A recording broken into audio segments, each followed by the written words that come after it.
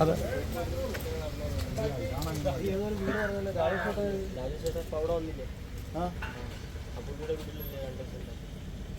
അവന്റെ വീട് ഇവിടെയാണ്.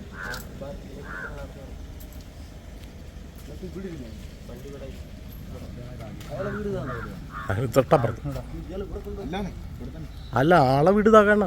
സ്റ്റേറ്റ്മെന്റ് അങ്ങനെ അവിടെ തന്നെ അയാൾ പോയിട്ട് വന്ന